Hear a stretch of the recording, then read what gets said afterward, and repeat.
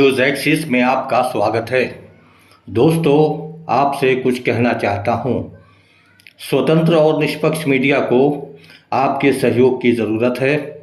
आपका छोटा सा सहयोग सच की आवाज़ को मजबूत बना सकता है। इसे जीवित रखने के लिए अपना समर्थन दें और स्क्रीन पर दिखाई दे रहे क्यूआर कोड या मोबाइल नंबर के ज़रिए जो भी हो सके हमें आर्थिक सहयोग करें। आइए अब खबर की तरफ चलते हैं। दोस्तों, आपसे अनुरोध है कि वीडियो के अंत तक बने रहिएगा, तभी मेरी बात समझ पाएंगे। दोस्तों, गजा में जारी युद्ध ने पूरी दुनिया के सामने एक गहरा नैतिक संकट खड़ा कर दिया है।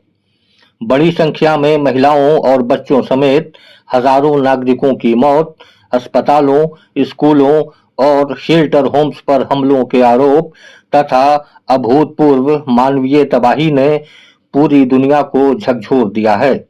ऐसे समय में एमनेस्टी इंटरनेशनल की रिपोर्ट सार्वजनिक हुई, जिसमें दावा किया गया है कि 7 अक्टूबर 2023 के बाद भी भारत की सरकारी और निजी कंपनियां इसराइल को हथियार, गोला बारूद और सैन्य उपयोग के उपकरणों की आपूर्ति करती रहीं। ये रिपोर्ट भारत की विदेश नीति और नैतिक प्रतिबद्धताओं पर गंभीर सवाल खड़े करती है। एमनेस्टी का कहना है कि ऐसे निर्यात उस समय जारी रहे जब दुनिया भर में गजा में अंतर्राष्ट्रीय मानवीय कानून के गंभीर उल्लंघनों के आरोप लगातार सामने आ रहे थे। भारत सरकार इन आरोपों से सहमत नहीं है और उसका कहना है कि सभी रक्षा एवं डुअल यूज निर्यात भारतीय कानूनों और नियामक प्रक्रियाओं के अनुरूप किए गए हैं। लेकिन असली सवाल ये नहीं है कि कागजों पर सब कुछ कानूनी था या नहीं। असली सवाल ये है कि जब दुनिया के सामने बच्चों की लाशें, मलबे में तब्दील अस्पताल और भूख से तड़पते लाखों लोग दिखाई दे रहे हों, तब क्या केवल कानूनी औपचारिकताओं का हवाला देकर नैतिक जिम्मेदारी से बचा जा सकता है? भारत स्वयं को महात्मा गांधी की अहिंसा, बुद्ध की करुणा और वसुधैव कुटुंबकम की परंपरा का वाहक बताता है। भारत दशकों तक फिलिस्तीन के अधिकारों का समर्थक रहा है। यदि ऐसे देश का नाम उस समय हथियार आपूर्ति करने वालों में लिया जाता है जब गजा में मानवाधिकारों के गंभीर उल्लंघनों के आरोप लग रहे हों, तो ये केवल विदेश नीति का विषय नहीं रह जाता, बल्कि भारत की नैतिक विश्वसनीयता का भी प्रश्न बन जाता है। यदि किसी भी हथियार, गोला बारूद या सैन्य पुर्जे का उपयोग निर्दोष नागरिकों के खिलाफ होता है, तो निर्यात करने वाले देशों की जिम्मेदारी पर सवाल उठना स्वाभाविक है। ये कहना कि हमने केवल सामान बेचा, उसका इस्तेमाल कैसे हुआ, ये हमारी जिम्मेदारी नहीं, नैतिक दृष्टि से एक बेहद कमजोर तर्क प्रतीत होता है। इतिहास ने बार बार साबित किया है कि युद्धों में केवल बंदूक चलाने वाले ही नहीं, बल्कि उन्हें हथियार उपलब्ध कराने वालों की भूमिका पर भी सवाल उठते रहे हैं।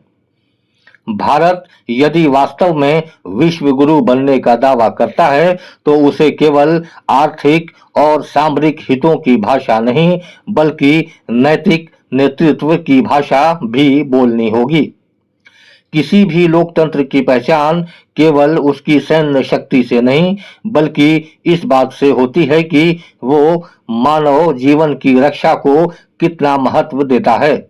गजा में जो कुछ हो रहा है, उसके लिए अंतिम जिम्मेदारी किसकी है, इसका निर्णय अंतर्राष्ट्रीय न्यायिक प्रक्रियाएं करेंगी। लेकिन ये सवाल आज भी कायम है कि क्या भारत को ऐसे समय में अपने रक्षा निर्यात की स्वतंत्र समीक्षा नहीं करनी चाहिए थी?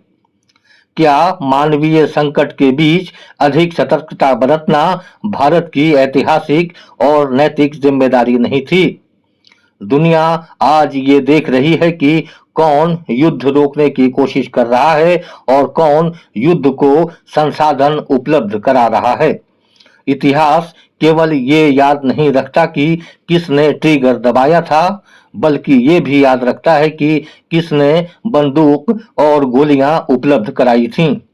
यदि भारत वास्तव में मानवता, शांति और न्याय के पक्ष में खड़ा होना चाहता है, तो उसे ये सुनिश्चित करना होगा कि उसके आर्थिक और सामरिक हित कभी भी निर्दोष नागरिकों के जीवन से बड़े न बन जाएं। यही भारत की सभ्यता, संविधान और नैतिक विरासत की वास्तविक परीक्षा है। आपको बता दें कि एमनेस्टी इंटरनेशनल एक स्वतंत्र वैश्विक मानवाधिकार संगठन है, जिसकी स्थापना वर्ष 1961 में हुई थी। ये दुनिया भर में मानवाधिकार उल्लंघनों की निगरानी, जांच और रिपोर्ट जारी करता है। संगठन सरकारों, सशस्त्र समूहों और अन्य संस्थाओं द्वारा किए गए मानवाधिकार हनन के मामलों पर आवाज उठाता है।